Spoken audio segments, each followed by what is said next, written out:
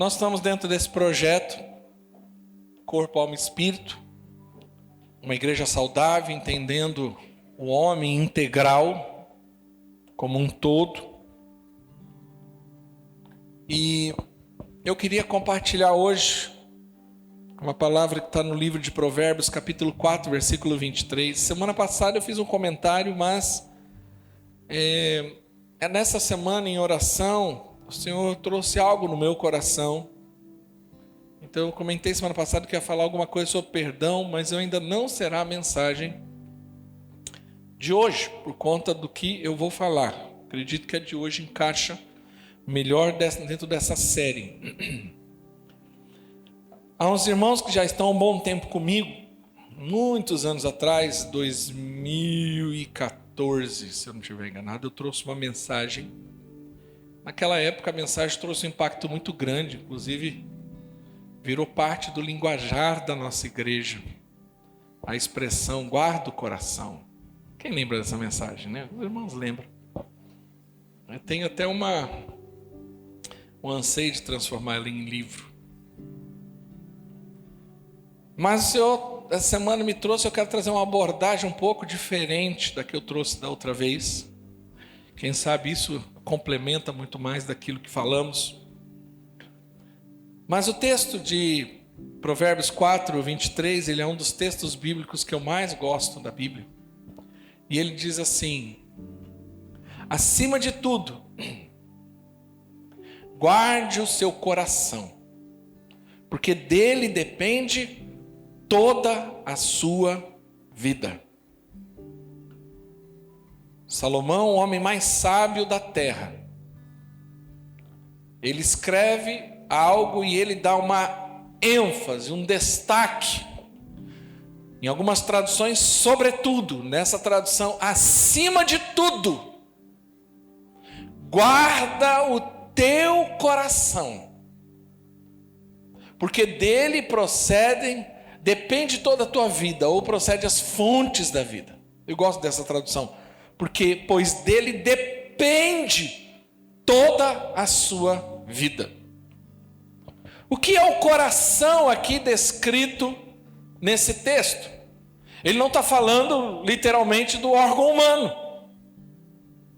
mas o coração aqui é o íntimo do homem, é o íntimo do ser, é a sede do íntimo, é a alma, é aonde está a nossa mente, a nossa vontade e as nossas emoções. Então o autor está dizendo, acima de tudo, guarda a sua mente, guarda a sua vontade, os seus desejos, guarde as suas emoções, porque a sua vida depende disso. A maneira como você vai conduzir, a maneira como você vive, depende muito de como você lida com esse aspecto da sua natureza. Como que você lida com a sua alma, com a sua mente, com a sua vontade, com as suas emoções. E o autor ele ainda destaca acima de tudo, ou seja, isso tem um grau de importância elevado. Não ignore, não negligencie isso, porque a negligência desse princípio, dessa verdade, pode causar destruição, pode causar muito problema. E a grande parte das pessoas que estão sofrem porque não aplicam isso na sua vida. Sobre tudo que deve guardar, guarda o teu coração, porque dele depende toda a sua vida. Primeira coisa que eu aprendo, sobre tudo que deve guardar, guarde a sua mente. Porque tudo na nossa vida passa por um processo mental. Tudo que acontece na sua vida, no seu corpo, nas suas emoções, na sua vontade, passa por um processo mental. O pensamento produz vontade e emoções, ou seja, se eu não souber lidar com a minha mente, for escravo, dos meus pensamentos, A minha vontade e a minha emoção fica ao léu. Então nós precisamos entender e administrar isso em nossas vidas. Jesus, ele falou algo que é uma realidade muito grande. Abre comigo em Mateus capítulo 15, versículo 18 e 19. Olha o que Jesus diz: mas as coisas que saem da boca vêm do coração, e são essas que tornam o homem impuro. Pois do coração saem os maus pensamentos, os homicídios, os adultérios, a imoralidade sexuais, os roubos, os falsos testemunhos e calúnias. Então ele está dizendo, olha, o problema não é o que entra, o problema é o que sai. Mas sai da onde? E aí ele fala assim, do coração saem os maus pensamentos. Depois vem uma ação, que é a ação do homicídio, a ação do adultério, a ação da imoralidade. Porém, antes da ação, há um pensamento. O pensamento produz uma ação. O pensamento, ele vai gerar uma resposta. A consequência de um pensamento é sim, uma ação da nossa vontade ou vai afetar as nossas emoções. Então saber lidar com o pensamento, com a nossa mente, guardá-la de não pensar coisas erradas, é fundamental. É uma questão de sobrevivência. Quem está entendendo, diga amém. Jesus estava certo sobre, ele está dizendo bem claro aqui, é um processo mental. Primeiro começa na mente, depois vem para o coração, para as emoções, depois vem para a ação. Antes de você agir, antes de você sentir, você pensou. Exemplo, ninguém fala assim, ai, eu estou apaixonado, por como que foi? Ah, não sei, foi do nada. Não, não foi do nada, você ficou pensando primeiro, você avaliou. Você pesou e depois você se apaixonou. Ou seja, o sentimento, na verdade, é só uma resposta de um pensamento. Quem está entendendo, diga amém.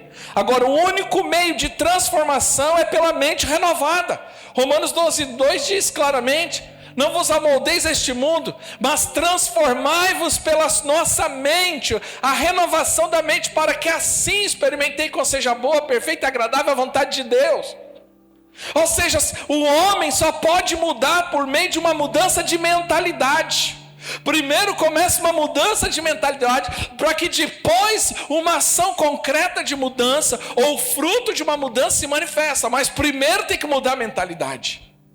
Não adianta você mudar uma ação sem uma mentalidade. Não adianta você mudar um comportamento sem mudar a mentalidade. A mente renovada que vai produzir uma ação nova.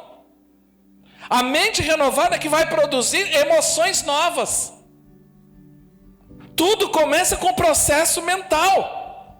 Então, se nós não soubermos guardar a nossa mente, nós nos tornamos escravos de pensamentos errados que nos conduzem a ações e emoções erradas. Por isso que tem gente que quebra a cara sempre. Fala, por que eu estou errando tanto? Aonde foi que eu errei? É porque ele não permitiu essa ação concretizar de fato no coração dele. Pensa comigo. A Bíblia diz que no tempo dos reis, os homens e os reis saíam para a guerra. Isso está descrito lá em 2 Samuel, não precisa abrir. Mas a Bíblia diz que naquele dia especificamente, Davi não sai para a guerra e ele fica em casa. E a Bíblia diz que ele acordou até um pouco mais tarde e foi passear lá no terraço da sua casa.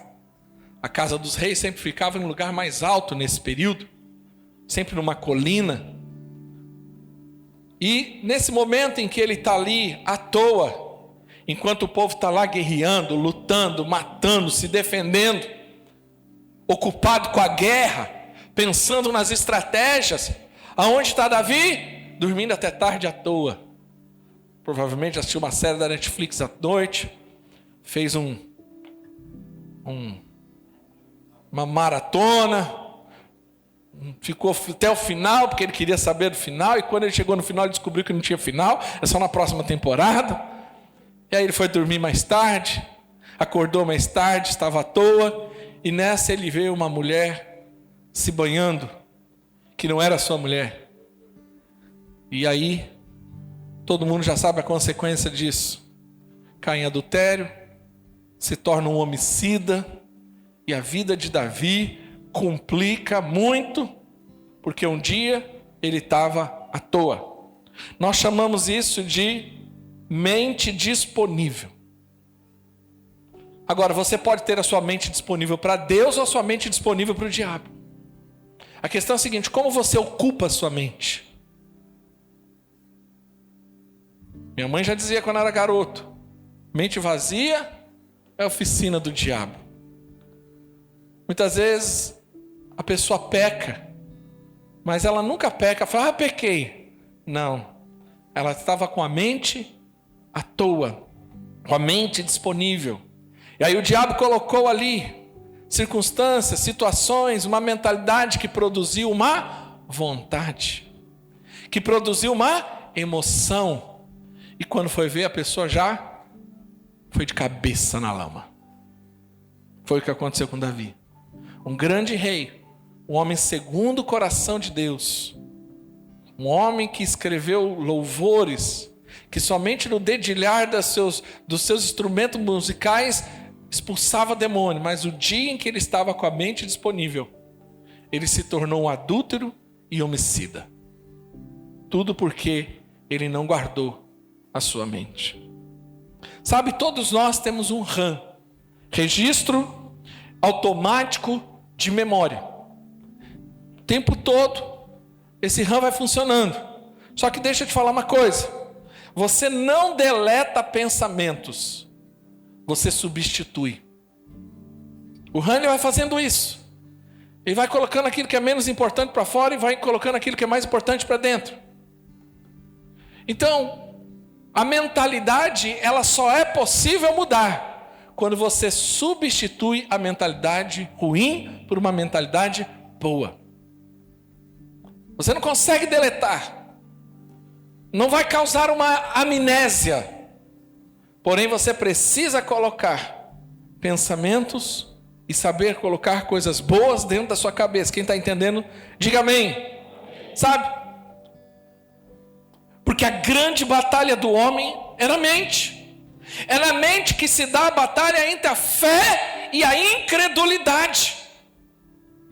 É ali, na nossa mente, que existe um grande campo de batalha. Olha o que diz ali 2 Coríntios capítulo 4, versículo 4. O Deus desta era cegou o entendimento dos descrentes, para que não vejam a luz do evangelho da glória de Cristo, que é a imagem de Deus. O Deus dessa era, Satanás, como que ele aprisiona pessoas? Cegando entendimento, impedindo que essa pessoa tenha a mente renovada. 2 Coríntios capítulo 10 fala que a mente é como fortalezas, e a palavra de Deus vem para destruir fortalezas na mente. Então nós precisamos entender que a estratégia do diabo é pegar a mente das pessoas, é criar uma mentalidade, porque uma mentalidade define comportamentos, ações e emoções. Por isso que o diabo usa muito a questão da doutrinação logo cedo. Por isso que nós temos que ser cuidadosos muito, principalmente quando diz respeito às crianças, e por isso que é um trabalho muito amplo para isso. Isso aqui não é para manter gente ocupada, não. Isso aqui é para guardar a mente das crianças de tanta lixo moral que tem sido introduzido hoje. Por isso que há programações e há circunstâncias em que você não pode se expor, porque isso vai definir algo dentro da sua mente. Por isso que para nós tudo é lícito, mas nem tudo convém. Não convém porque pode trazer e produzir uma mentalidade.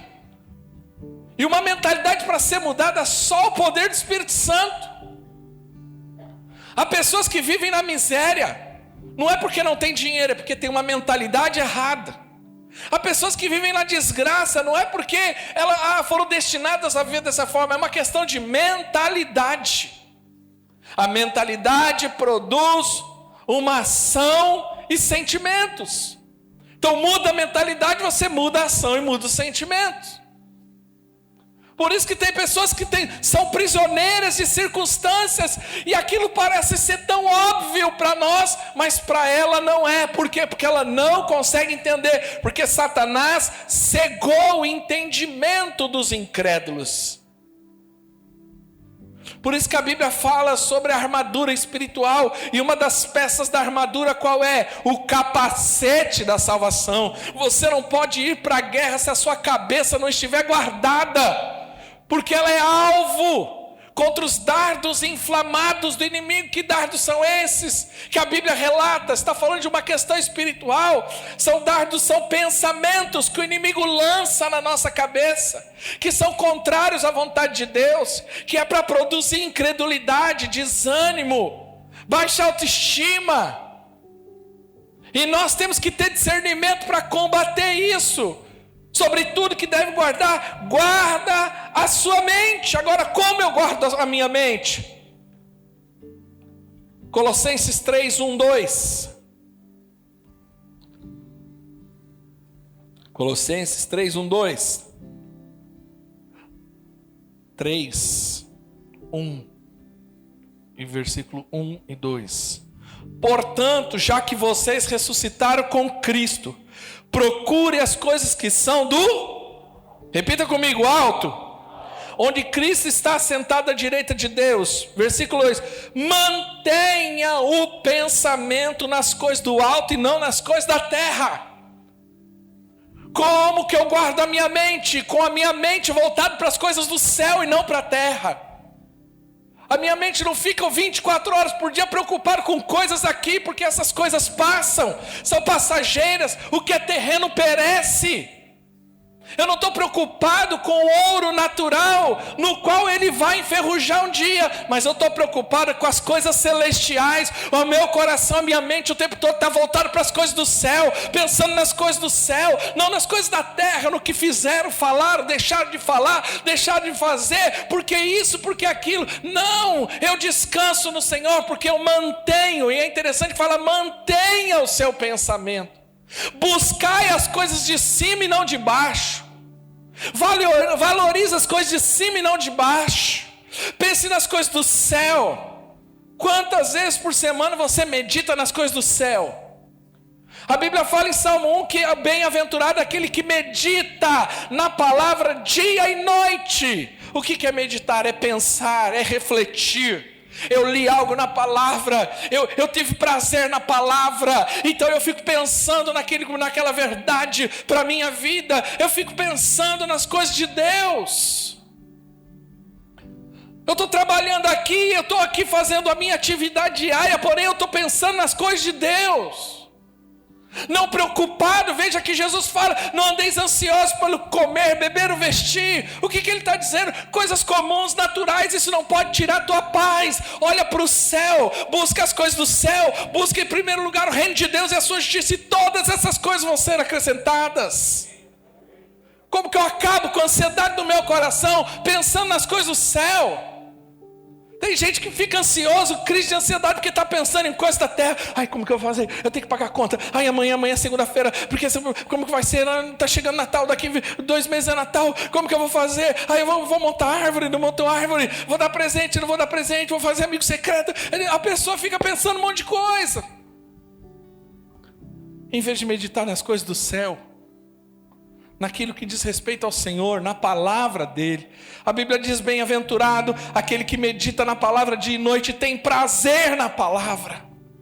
Sabe, irmão, nós estamos nesse propósito de leitura bíblica, mas isso deveria ser simples para a maioria das pessoas, mas para muita gente, ai meu Deus, eu tenho que ler, deixa eu ler, porque eu me propus a ler, né? Então agora eu tenho que ler, porque senão vão me cobrar de ler.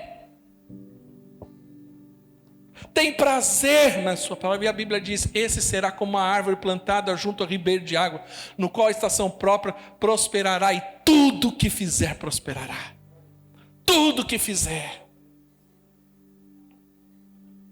Filipenses capítulo 4, versículo 8. Finalmente, irmãos, tudo que for verdadeiro, tudo que for nobre, tudo que for correto, tudo que for puro, tudo que for amável, tudo que for de boa fama, se houver algo excelente e digno de louvor, pensem nessas coisas. O que ocupa a tua cabeça, meu irmão e minha irmã?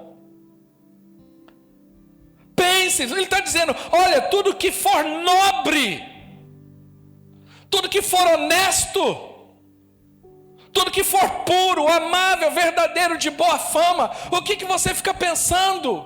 O que ocupa a sua cabeça boa parte do dia? Tem gente que tem uma mente suja, promíscua, depravada, só pensa em besteira, tomada por mentalidade promíscua, vive pensando coisa errada. Tem gente que tem uma mentalidade rasa, está preocupado com o seguidor de Facebook, está preocupado, sabe, umas coisas, pensa as coisas que não tem nada a ver, só ganha 2 salários mínimos, 1 salário mínimo por mês, hein? Nossa, você viu o preço do dólar? Meu Deus do céu, quanto que o dólar vai afetar alguém que ganhou 1 salário mínimo? Não muda nada o dólar para você? Está preocupado com um negócio desse? Quem tem que estar preocupado é quem tem muito dólar. Quem não tem nenhum dólar está preocupado com o aumento do dólar. Você já percebeu que tem gente que é assim? Nossa, a bolsa subiu. Nossa, a bolsa caiu. E você, o que tem? Nada, eu tenho só a bolsa do Covabra. Então por que você está preocupado com isso, meu irmão? Tem gente que só fica pensando, sabe, coisa errada.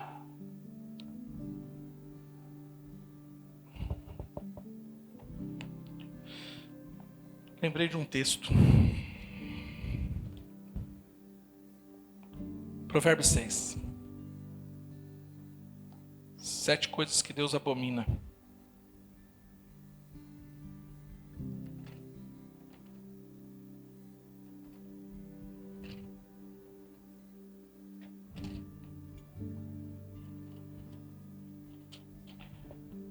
Versículo 16 em diante. Há 6 coisas que o Senhor odeia e 7 coisas que Ele detesta: olhos altivos, língua mentirosa, mãos que derramam sangue inocente. Versículo seguinte: coração que traça planos perversos. Gente que fica maquinando coisa ruim. Deus abomina isso. Deus odeia. Gente que fica pensando besteira. Como destruir, como desqualificar, como, sabe, como cancelar o outro. Hoje a palavra cancelamento está em moda. Como prejudicar alguém.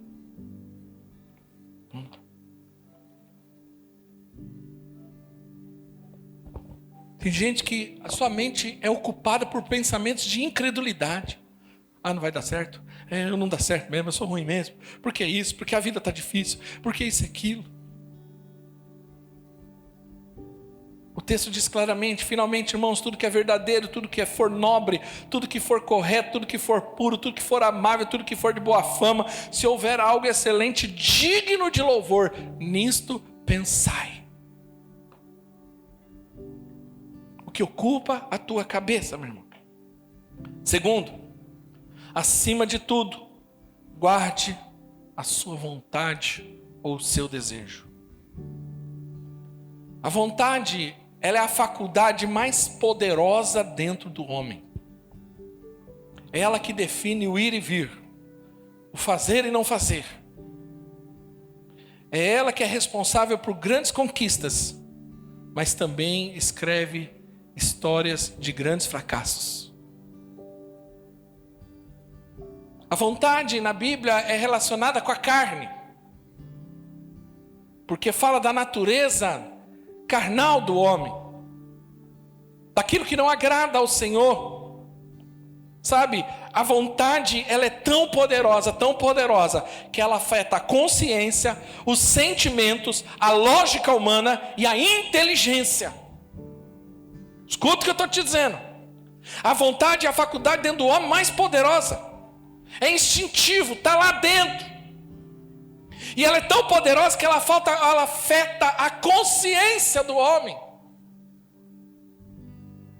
ela afeta sentimentos, a lógica humana. Por isso que às vezes você fala assim: como que fulano consegue realizar tal circunstância? Parece que ele não pensa. Não, a vontade dele está afetando isso. Quebrou o raciocínio, a lógica moral dele não faz mais sentido. Ela consegue sobrepor essa lógica moral. Por isso que ele se sujeita, por isso que ele faz certas ações que são deploráveis ao homem. Porque a vontade, a pessoa está dominada pela carne. Ela não pensa, ela deita com o primeiro que aparecer. Ela se prostitui com qualquer um. Ela agride, porque a vontade tomou conta. Ela calunia.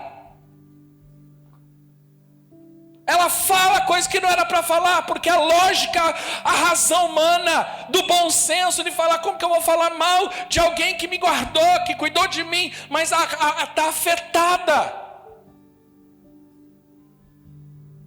Romanos capítulo 8, versículo 7, fala da carne, fala assim: a mentalidade da carne, olha o texto. Não é o sentimento, é mentalidade da carne. É inimiga de Deus, porque não se submete à lei de Deus. Como disse a minha esposa semana passada, a carne nunca vai se converter. A carne precisa estar sujeita à vontade de Deus. Mas o problema é a mentalidade da carne, a mentalidade carnal. O problema é que está aqui, ó, antes de manifestar aqui, ó.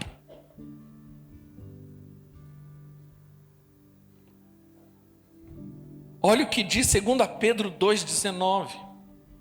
Prometendo-lhes liberdade, eles mesmos são escravos da corrupção, pois o homem é escravo daquilo que o domina.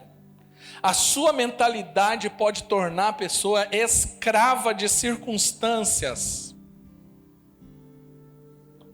Por isso que a Bíblia fala sobre tudo que deve guardar. Guarda a sua mente, os pensamentos, o que você permite que passe aí dentro.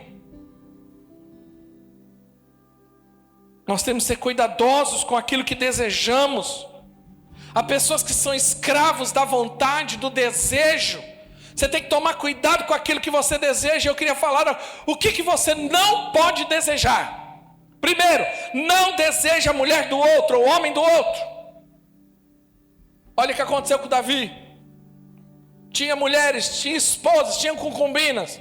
Mas o dia em que desejou a mulher que não era dele, caiu em desgraça. Segunda coisa, não deseje o lugar do outro.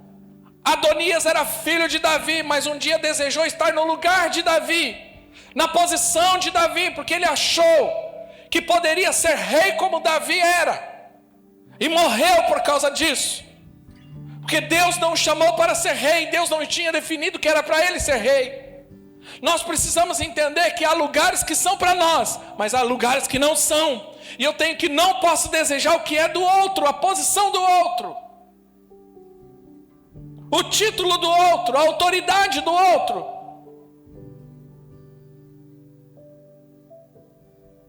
O que eu não devo desejar? O que é do outro. Lúcifer era o querubim ungido, um ser celestial grandioso, com poder e autoridade dentro do céu. Mas um dia ele desejou ser como Deus, e de Lúcifer virou o diabo, porque um dia desejou algo que não era para ele. Há pessoas caindo em desgraça, com propósito, com chamado e promessa, mas entram em desgraça. Eram homens de luz, mulheres de luz, se tornaram obscuros da sua vida. Caíram em trevas, porque desejou o que não era para ser desejado. Não controlou o desejo. Sobre tudo que deve guardar, guarda os seus desejos, as suas vontades. Eu não vivo pela minha vontade. Eu não me movo pela minha vontade. A minha carne é enganosa. Eu não posso viver sujeito a isso e permitindo que o que me der vontade eu faço. O dia que me der vontade de fazer eu vou fazer. O dia que der vontade de não fazer eu não vou fazer. O dia que der vontade de falar eu vou falar. E o dia que não der vontade de falar eu não vou falar. Gente assim é imatura e sofre demais. Só quebra a cabeça, tem problema de relacionamento. Nunca avança, nunca atinge propósito, nunca conquista nada. Por quê? Porque é guiado pela vontade. Sobre tudo que deve guardar, guarda a tua vontade. Agora, o que eu devo desejar? Há coisas que eu devo desejar. Quais são? Primeiro, 1 João 2,17 diz: o mundo e a sua cobiça passam, mas aqueles que fazem a vontade de Deus permanecem para sempre. O que eu devo desejar? A vontade de Deus, fazer a vontade de Deus. Esse é um desejo que tem que estar no nosso coração. Qual é a vontade de Deus para a minha vida? Qual é a vontade de Deus para esse projeto? Qual é a vontade de Deus para essa circunstância? Eu sempre me pergunto e eu reluto muitas vezes para fazer algumas coisas, não porque eu não acho que é bom, não porque eu não acho que é legal, mas eu sempre me pergunto, qual é a vontade de Deus? O meu anseio é fazer a vontade de Deus e a minha preocupação é não fazer a vontade de Deus.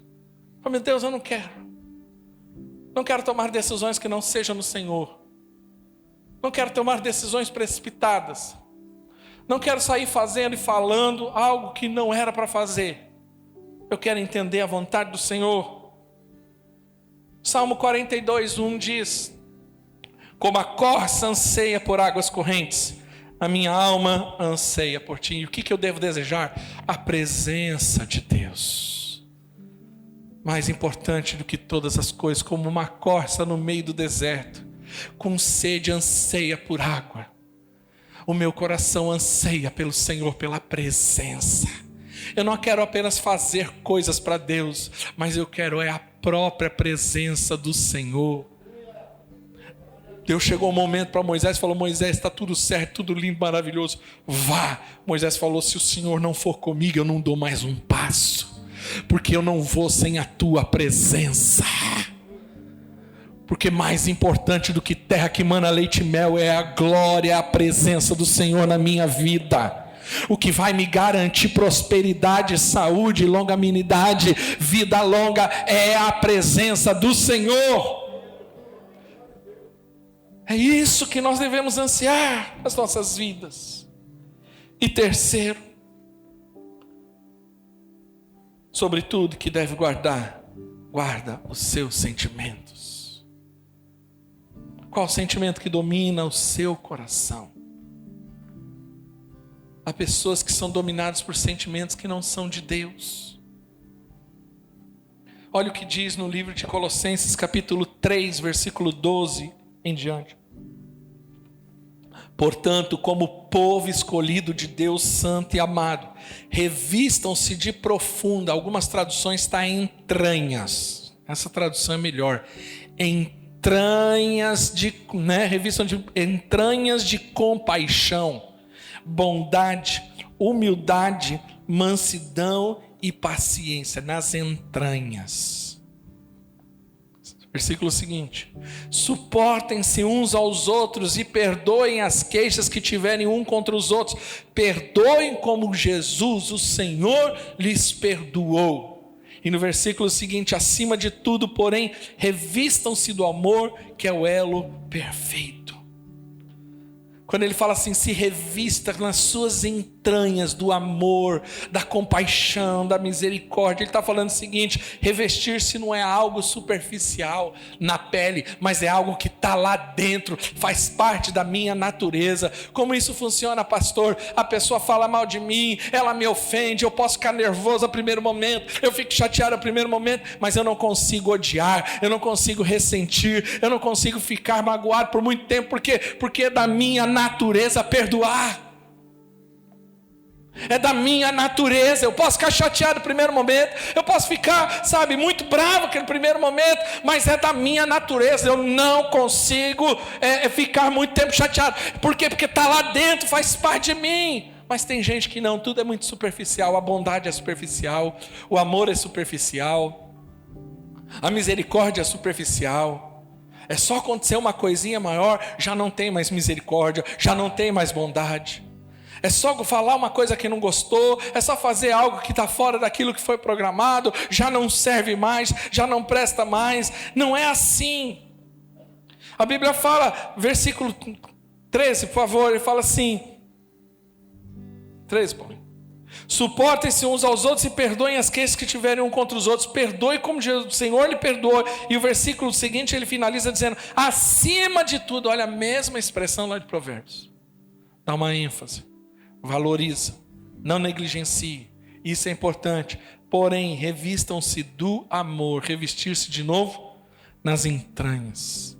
Deixa eu te falar uma coisa, nada que você fizer se não tiver amor não vale nada. Não adianta você ter compaixão sem amor, não adianta você ter misericórdia sem amor, não adianta perdoar sem amor. Você não pode fazer isso porque pediram para você fazer ou porque a Bíblia mandou você fazer isso. Você faz isso porque o amor de Deus está dentro de você. Esse amor foi derramado pelo Espírito Santo de Deus no nosso coração, sabe? Tudo que você precisa ter é o amor. Romanos 13:8 diz assim, não devam nada a ninguém a não ser o amor um pelos outros, pois aquele a quem ama seu próximo tem cumprido a lei. Escuta o que eu vou te dizer. O amor é a única coisa que você pode ficar devendo e ainda recebe mais. Não deveis nada a ninguém. Sabe?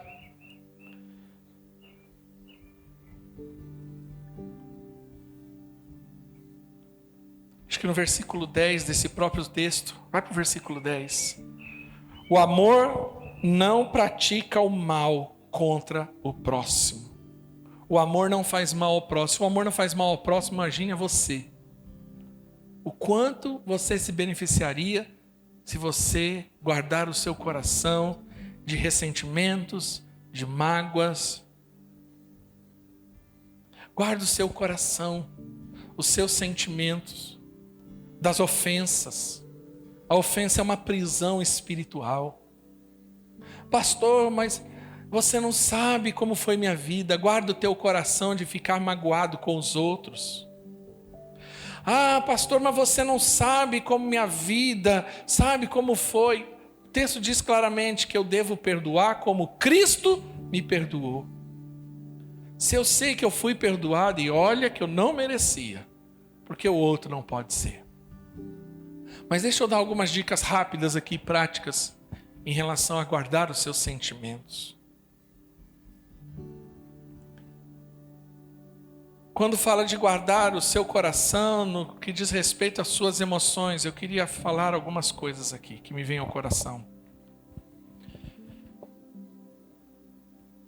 Decida não ficar ressentido com ninguém. Pastor, mas você não sabe como foi a minha vida, o que fizeram por mim. Estou chateado, estou magoado. Deixa eu te dizer uma coisa. Vai doer, mas vai ser bom para você. Para com esse vitimismo. Nós vivemos numa sociedade muito vitimista ultimamente. E o problema da vítima é que ele acha que ele está no direito. Porque a vítima, ela está tomada por um sentimento de justiça própria. Porque ela acha que ela foi injustiçada. Como fizeram isso por mim? E nós estamos numa sociedade que o vitimismo tomou conta. E o problema da vítima é que ela não tem responsabilidade moral nenhuma com a situação. Pode ver que a vítima pode falar, caluniar, falar mal, ela pode processar. Por quê? Porque ela se acha no direito dela. Porque o vitimismo faz isso. Eu sou o coitado da história. Então porque eu sou o coitado da história, eu te firo. E você tem que aceitar minhas punhaladas porque eu sou o coitado da história. É esse mesmo conceito que permeia a sociedade. Por isso que eles acham que bandido, tadinho do bandido, ele tem que roubar. Tadinho, ele não teve oportunidade, ele é a vítima. Ele foi lá, matou uma pessoa por conta de um celular. O pai e a mãe daquela pessoa ficou triste, o marido, os filhos ficou triste, mas ele ainda é vítima da sociedade. Tadinho. Olha como uma mentalidade tomada com a mente do povo faz. E está cheio de gente assim, principalmente dentro das igrejas. Por isso você encontra, vira e mexe, você encontra crente chateado, magoado, ressentido. Onde já se viu? Fizeram isso comigo, eu servi, eu fiz e aconteci. E agora, isso e aquilo, tadinho de mim. E o vítima gosta de encontrar outra vítima. Eles têm uma antena que eles se ligam, eles se conectam. Eles têm um Wi-Fi da vítima. Ele parece que ele vai jogando aquele sinal de Wi-Fi vitimal. Vítima. Opa, pi, pi, pi. Não tem uns aplicativos hoje que encontram uma pessoa parecida com você? Aquele aplicativo de relacionamento, né? Qual que é? Tinder. Tem um Tinder de vítima. Ele é vítima. E aí no sinal de 100 metros ele encontra outra vítima. E aí ele encontra outra vítima. E uma vítima falando com a outra vítima, tadinho de mim. Aí o outro fala, tadinho de você. Rapaz, me deram uma facada. Falou, então, foi 2. E aí eles começam a competir quem é mais vítima da história. Parece aquelas senhorinhas que competem quem tem mais doença toma mais remédio. E eles falam isso com um certo orgulho. O problema da vítima. Sobre tudo que deve guardar, guarda as suas emoções. Toma cuidado com relacionamentos, porque relacionamentos não são neutros. Eu canso de falar isso aqui, mas canso. Quem já me ouviu falando, no mínimo, 10 vezes, relacionamento não são neutros? Quem? Levanta a mão. Irmão, parece que tem gente que não entende. Porque parece que Satanás cegou o entendimento da pessoa. A pessoa se relaciona com quem não deveria se relacionar. Os seus relacionamentos definem a sua condição espiritual e a sua condição moral. Não adianta você achar que é santo e está com imoral e vai manter santo. Não adianta você achar que é correto e vai andar com bandido e vai se manter correto. Todo relacionamento vai afetar a sua condição espiritual e moral. Por isso a gente deve escolher a dedos os relacionamentos. Não que a gente não deva se relacionar com todos, mas existem relacionamentos mais íntimos e mais profundos que devem ser escolhidos a dedos. Você deve ter critérios para isso. Qual é a condição? Vai me edificar? Vai ser bom para mim? Eu vou poder produzir algo? Tenho efeito na vida da pessoa? Não atrapalha a minha vida espiritual? Não me afeta espiritualmente? Não atrapalha o meu culto? Não. A moral, eu me mantenho firme, correto, verdadeiro e honesto? Sim, ótimo. Isso é um bom critério. Sobre tudo que deve guardar, guarde suas emoções. Tome cuidado com o que você ouve, porque o que você ouve afeta diretamente as suas emoções. Tome cuidado com ambientes tóxicos. Há pessoas que se sujeitam a circunstâncias que não deveriam se sujeitar, mas ela acha que isso é amor. Não é, e eu estou falando isso com muito temor de Deus. Muito temor de Deus. Há pessoas que se sujeitam a circunstâncias e ambientes que são destrutivos para a sua vida, achando que ela tem obrigação daquilo. Existem circunstâncias que você não precisa se submeter. Mas o que vão pensar de mim? Aqui entra, eu quero finalizar. Sobre tudo que deve guardar, guarde as suas emoções. Como que eu guardo as minhas emoções? Tome uma decisão, uma mentalidade. Mude a sua mentalidade. Em que sentido? Pare de ter uma mentalidade de ser agradável a todos. Ser aprovado por todos. Existe um vício de agradar a todos. Tem pessoas que são viciadas. Ela precisa agradar. Ela não sabe falar não. Ela não sabe se impor. Ela sabe, ela quer que todo mundo goste dela. Ela quer que todo mundo, então ela faz. E tudo que ela faz, ela não faz porque é verdadeiro. Ela faz com o único interesse: ser aceita. Ser aceito. Então eu agrado o Clévio, não porque eu acho o Clévio legal. Eu agrado o Clévio porque eu quero que o Clévio goste de mim. Mas goste e depois ele se torne um escravo emocional meu. Esse é o problema de muitos relacionamentos.